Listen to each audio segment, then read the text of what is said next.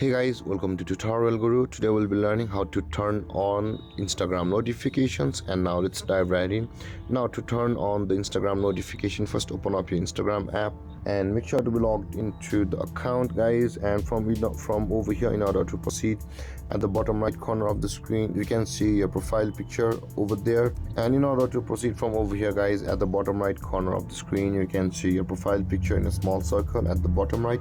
Tap on over there, and on this interface again at the top right corner of the screen you can see the three lined icons. Tap on it, and over here you will be able to find the notifications options over here. Now if you had turned off or paused your notifications, all of your notification types will be over here. You can see you can choose all of your notifications.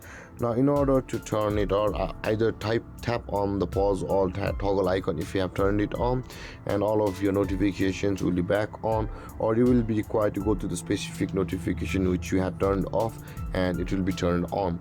And there, guys, this is how to turn on Instagram notifications. And if you have any confusions or questions regarding the topic, feel free to comment in the comment section below, and don't forget to like, subscribe and hit that bell icon for more videos. Thank you for watching, guys. Peace.